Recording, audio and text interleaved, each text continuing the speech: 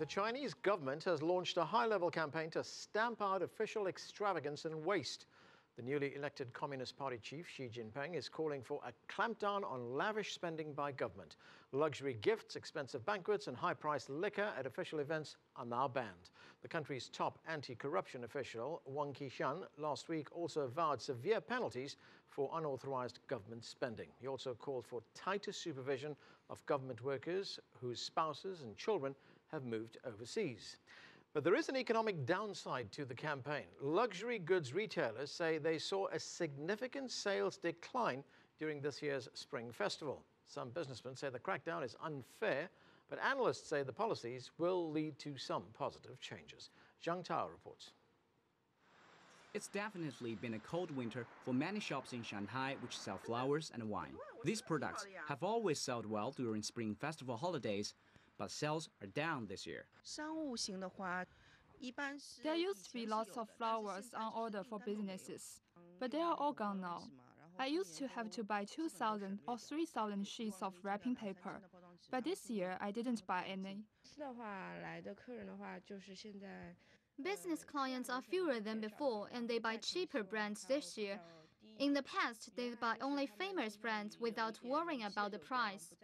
Since the end of last year, China's new leaders have been calling on government officials to cut public spending, especially on official receptions. Soon after that, many companies and even individuals started doing the same thing, just to save money.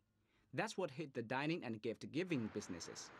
One costume store owner says her orders for evening wear were down by 20% this year. And of course, she's not happy about that. The government's campaign is great, but we haven't gotten anything out of it. Our costs like rent, water, and gas and electricity keep going up. If the government is going to control prices, why can't they control these? In the midst of this, it may be good news for catering and entertainment business owners that the central bank has decided that bank transaction fees are going to be cut on an average of 23%. But an expert points out that benefits like this has no direct relations to businesses affected by the campaign against consumption. A change of course will boost one business, but restrict another. If every business suffering losses demanded government subsidies, the government couldn't possibly figure out who should be subsidized and how much. China's Ministry of Commerce said this week that the sales of high-end gift packages is down by 45% this year. Sales of high-end liquors like Mao Tai and Wuliangye has also fallen substantially. Zhang Tao, ICS4 CCTV, Shanghai.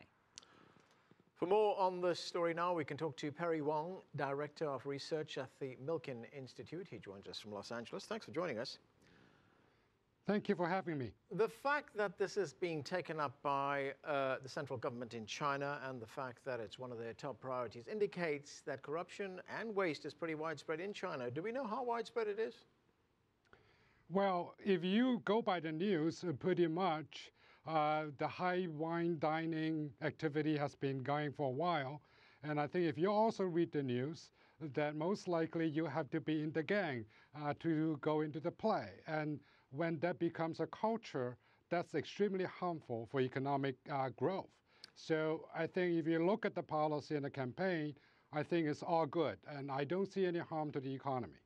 And it's targeting things like lavish banquets, overseas travel, expensive gifts, even sightseeing trips. So it's pretty exhaustive and detailed.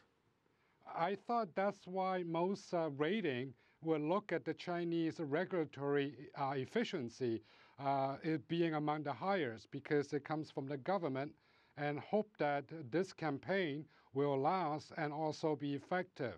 Because in long run, any economic or sustained economic development pretty much rely on a very transparent, very balanced regulatory environment, and so people can play up their effort for their activity and growth for the economy. So I see it as all positive. Now, I think there are a rumbling noise about the retail shops, such as luxury outlets, being hit because of the policy. But I would argue that getting rid of all those luxury purchases, and that becomes a preventive measure for corruption. And eventually that would translate into a better efficiency application on capitals and putting money on where that